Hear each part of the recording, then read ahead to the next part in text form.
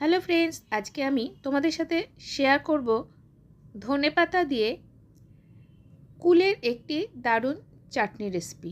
আজকের কুলের চাটনি কিন্তু আমি মিষ্টি ছাড়াই বানিয়েছি। কেমন হয়েছে, কেমন করে বানালাম জানতে হলে ভিডিওটি শেষ পর্যন্ত দেখতে হবে। এখানে আমি নিয়ে নিয়েছি কিছু কুল, এগুলোকে প্রথমে একটু চটকে নিচ্ছি।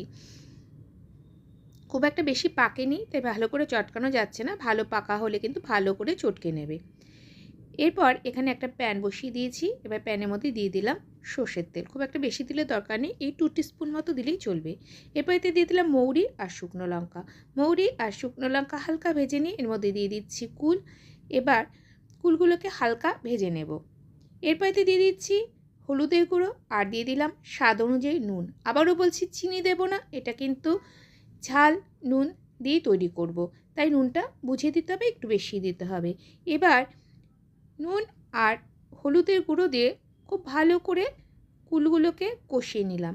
এবার এতে দিয়ে দিচ্ছি জল। জল দেওয়ার পরে ঢেকে দেব এই মিনিট 7 জন্য। ফিরে আসছি 7 মিনিট পর।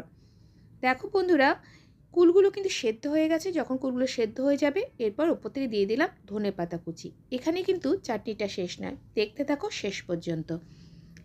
এবার ধনেপাতা খুব ভালো করে কুলের চাটনির সাথে মিশিয়ে দিলাম। ধনেপাতা 2 মিনিট এভাবে চাটনির সাথে ফুটিয়ে নেব। এরপর এতে দিয়ে দিচ্ছি লঙ্কার গুঁড়ো। লাল লঙ্কার যে গুঁড়োটা থাকে সেটা যে যতটা ঝাল পছন্দ করবে ততটাই দেবে। আমি এই 1/2 টিস্পুন মতো দিলাম। এরপর এতে দিয়ে দিচ্ছি আমচুর পাউডার। যেহেতু টক ঝাল হবে তাই একটু টকটকে ভালো লাগবে, কুলটা খুব বেশি টক ছিল না, সেই জন্য এখানে আমি আমচুর পাউডার ব্যবহার করলাম। তোমরা চাইলে কিন্তু চাট মশলা ব্যবহার করতে পারো। আমি আমচুর পাউডার ব্যবহার করেছি বলে আর চাট মশলা ব্যবহার করলাম না। এরপর খুব ভালো করে মিশিয়ে দিলাম লঙ্কার গুঁড়ো আর আমচুর পাউডার। আরও 2 মিনিট মতো এই চাটনিটা ফুটিয়ে নেব। এরপর গ্যাসের ফ্লেম বন্ধ করে দিয়ে এর ওপর দিয়ে ছড়িয়ে দিচ্ছি গোলমরিচের গুঁড়ো। অবশ্যই কিন্তু গোলমরিচের গুঁড়োটা লাস্টে গ্যাস বন্ধ করার পরে দেবে, আর তারপর ভালো করে এভাবে আচারের সাথে মিশিয়ে নেবে। ব্যাস, তাহলেই তৈরি হয়ে যাবে ইয়ামি ইয়ামি টক ঝাল নোনতা কুলের চাটনি।